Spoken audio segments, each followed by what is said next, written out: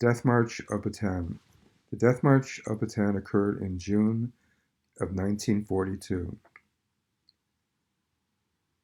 and it was a forced march of American prisoners of war and Filipino prisoners of war uh, that occurred in the Philippines.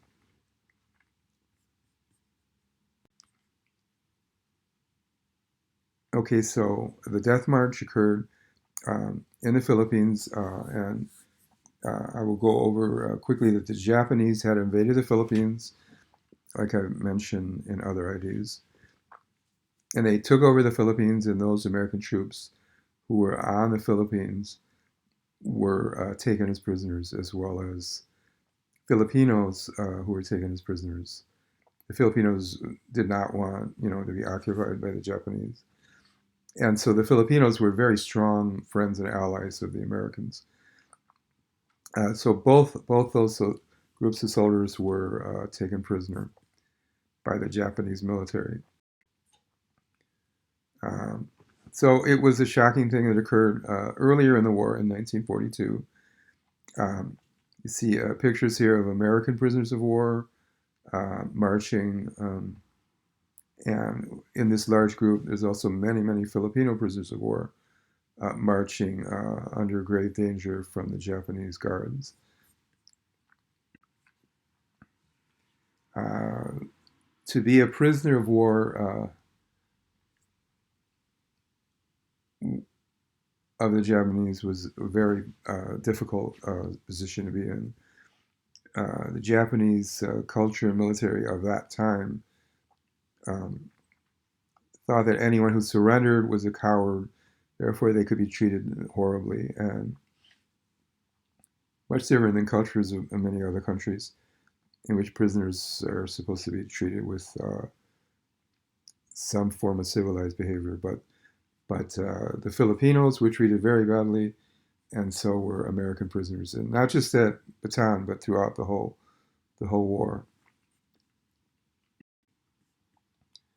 We see here American troops carrying what was probably goods. The Japanese had loaded uh, supplies and goods to be carried by the troops. But remember, it was extremely humid, and we're talking temperatures up to 90, 95 degrees. And these soldiers, whether the Filipino prisoners or the American prisoners, were given very little food and very little water for this march. This is why it's called the Death March. This picture is like later in the war liberated prisoners, but you can see how the war has done. Being a prisoner has taken its toll on them physically. Again, here's another picture of the Death March um, of Bataan. A close-up picture, again, of the Death March of Bataan.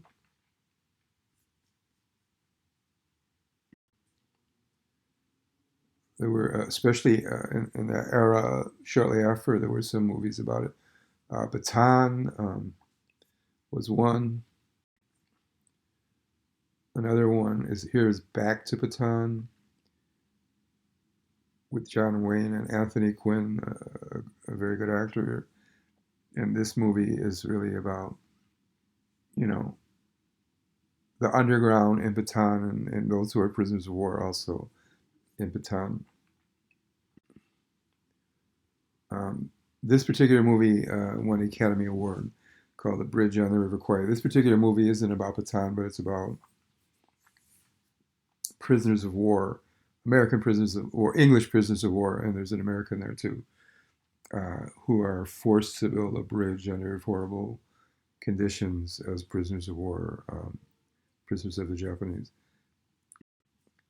And then you see here a recent movie uh, about a prisoner of war and what he went through, a true story, a well done film called Unbroken, made by the well known actress Angelina Jolie. This was one of her only films as director, but it's a true story based on the book of one man who was an Olympic runner and then became a soldier during the war and then became a prisoner of war.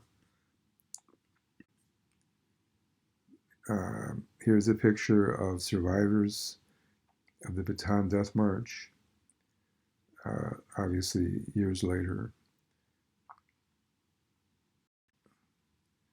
A monument to the Death March of Bataan.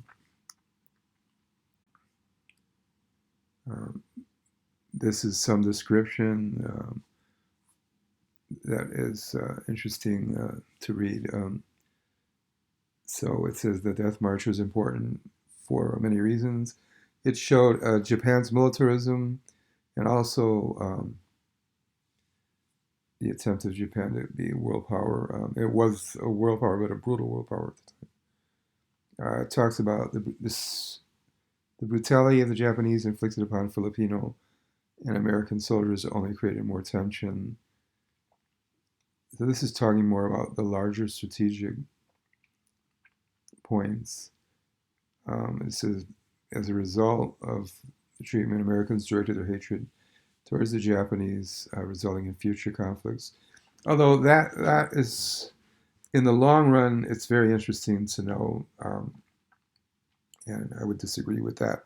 In the long run, after the war and after the rebuilding of Japan, Japan and the United States became great allies in the years following the war, and the United States was not punishing in its treatment after the war and helped to rebuild the country of Japan.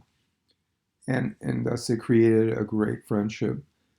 And the people of Japan wanted peace and rejected the militarism of the military of Japan in the future. So Japan avoided war at all costs, and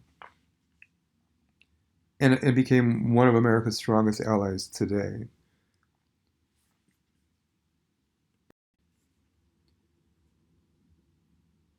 Okay, so here this description of it is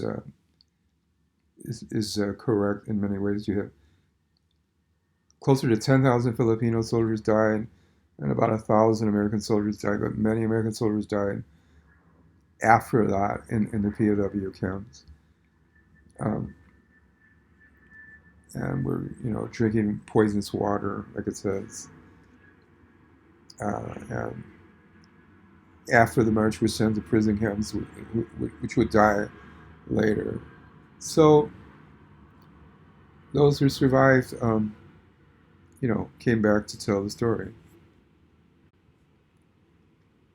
There's a picture of a survivor of a Japanese war camp, um, looking like it's been quite an ordeal. Again, more information on the march, which again occurred in 1942, April of 1942. The Death March of Bataan was in April of 1942 and on the in the country of the Philippines. And again, 1,000 Americans died, and 10,000 Filipino prisoners died during this march.